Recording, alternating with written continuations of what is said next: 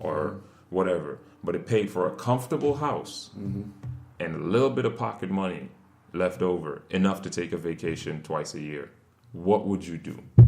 What would that career be? And for me, I know I want to be a dentist, so that's out of the way. That's a whole lot more money and stuff like that. But that just has to do with my mindset and how I grew up. But in terms of money, what it means to me is just paying bills. That's it. It's not more valuable than that. Now, the things money can do for me, right? Now that is valuable, right? Because money can, like, I said this one time when I was in the process of deciding if I want to be a dentist or not, and I was talking to a friend, and I said, "What if I walk in a room and I'm about to give a speech, right? And before I walk in, the speaker introduced me as now coming to the stage to give a speech on wherever, Mr. Lawrence Amsterdam." Right. People are going to think, like, oh, yeah, just another guy. But if he says, now coming to the room to give a speech, bachelor's degree in economics, master's degree in public health, certified dentist, certified orthodontist, Dr. Lawrence Amsterdam. Right. The difference. It's the difference. The difference, the connotation. Right. With that difference, it grasps the room. Right. Because now people are going to want to know how you did it. People are going to want to know when you did it, why you did it. Right. And people are going to want to know, you're a doctor? Whoa, I'm listening. And that's just my perspective. And I know a lot of people share that perspective. So for me, being a doctor is more of, it's funny because I would say life is a game, and you have to know how to play the game and play it well. And to me, life is a game. And every day in society, it's a game. And the game I'm seeing is that you have to be able to have a stature to be able to have influence in a certain sense. Now, not a lot, but just a little bit of a stature. So people are going to be like, because today people don't listen to people who are just like them. Right. People are like, blah, blah, blah. Right. But if you have a little bits of something, a oomph to your name, people are going to pay attention. So I figured I'm going to be a doctor, and I can do it. I know what I'm capable of. So when it comes back to what money means to me, it's just paying the bills, man. But the things money can do for me, right? The things it can help me do for other people, not even monetarily, is endless. Right. Right. And that's why when you have money, it's not really money. It's access to a higher life. True. You can do more. You can definitely do more. Exactly. You can do more to help people too. And that's the main reason I'm doing more this. To help people. I mean, my grandson, name is Dallas. He's 4.5 years old. Very, very super duper bright.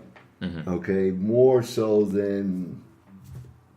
And I haven't been around that many 4.5-year-old kids. Yeah. But I cannot imagine a kid being any brighter than this kid. Yeah. And I'm not boasting or bragging because, he is my grandson. Yeah. It's such a joy to see my son with a son. Yeah. And seeing how my son is raising his son. Right. A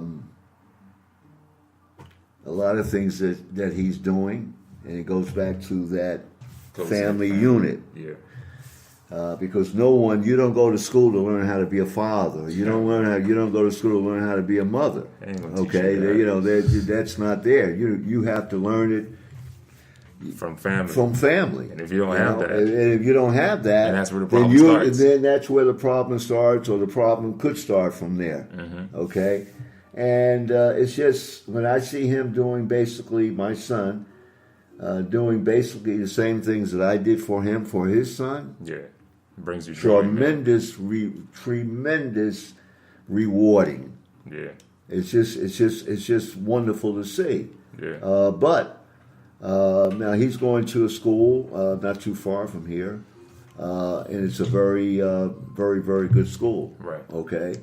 But what saddens me, on one side of the coin, I'm happy that he's there. I'm happy my son can afford to put him there.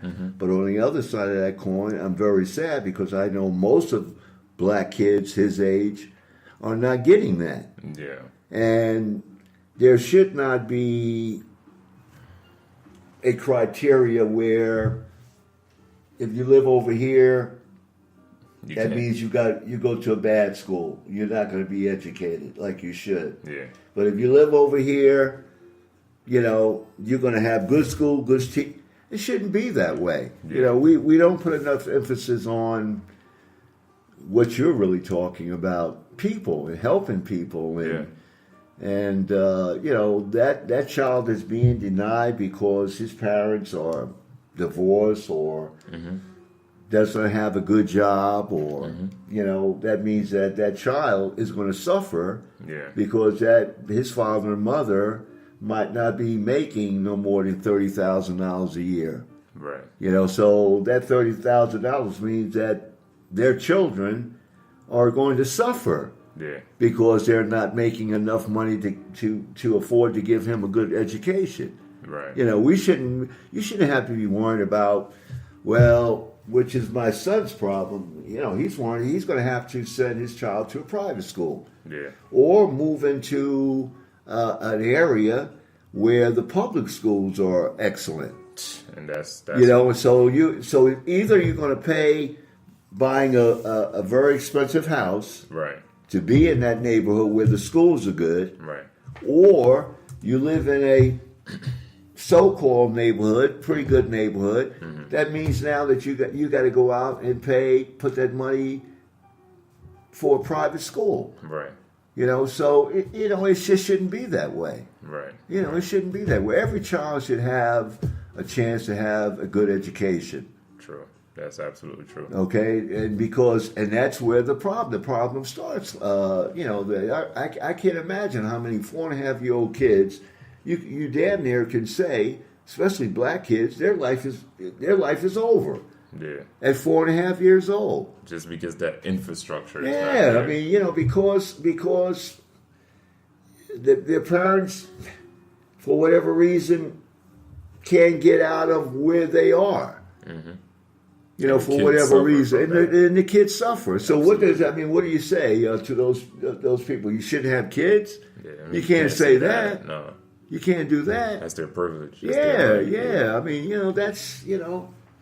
That's what the woman is there for. That's right. Part of her being is to have children. Exactly. And she might. She could be sickly, or it could be 1,000 reasons why. Mm-hmm. She can't afford to live over here where the school system is good. She has to live over here because she's only making $30,000, so she can afford. And that goes back to and it's probably going to become my motto. It's crazy. Us as people, regardless of your color, your race, where right. you're from, us as people have to look out for other people, regardless of what they look like. Because if one person suffers, everybody Absolutely. suffers. Because no matter what you do, you could be making $100,000 and feel like exactly you're right. not suffering. But in some way, you're suffering. It's going to affect you one way or another. Yeah.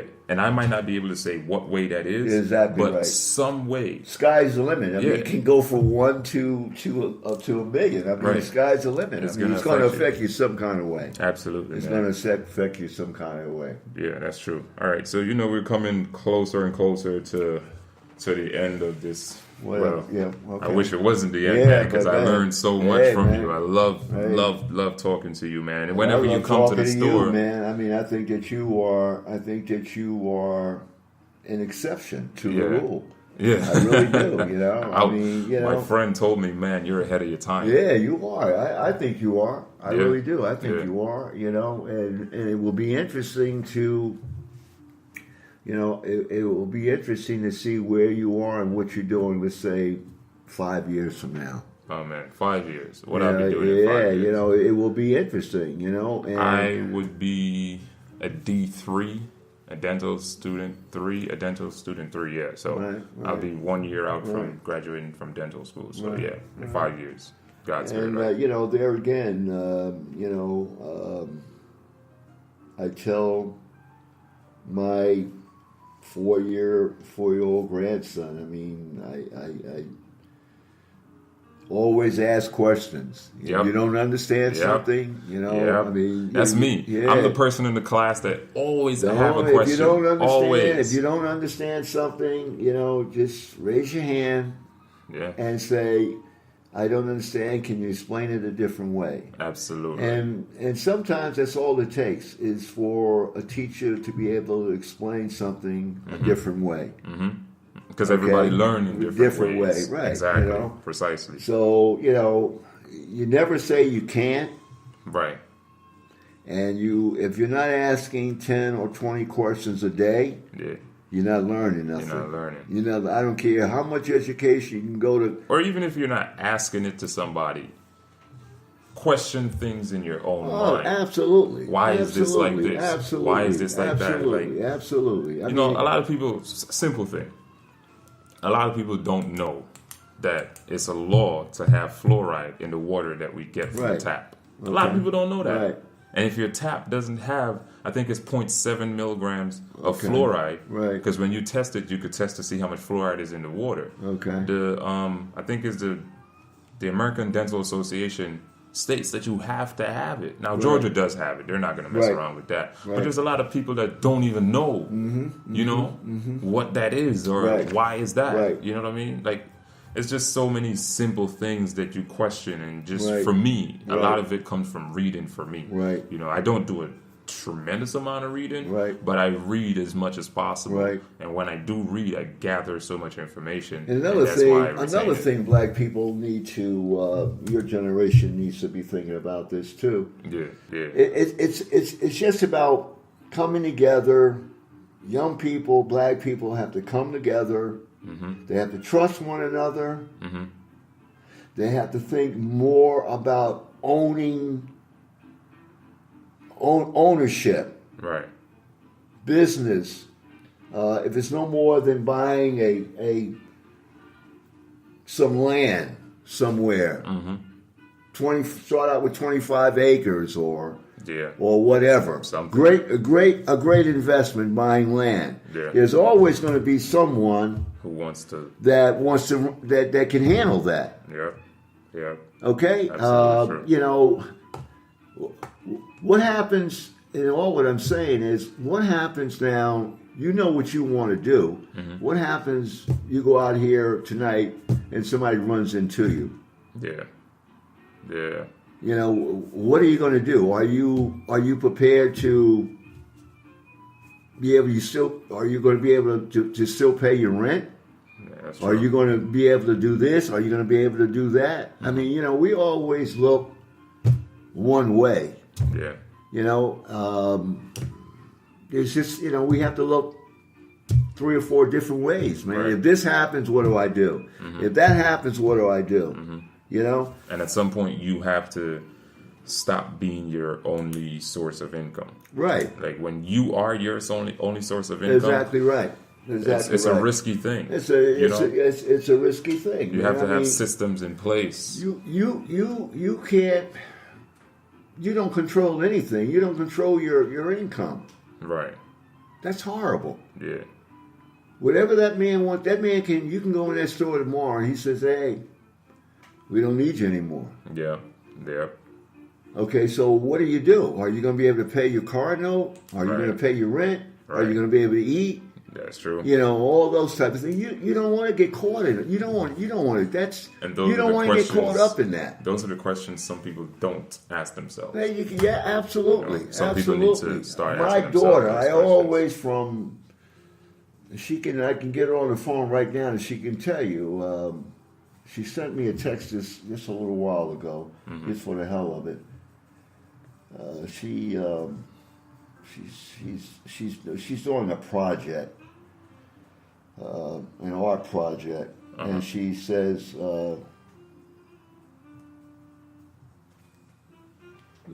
it's a pick, and she said, "Daddy's tools always come in handy."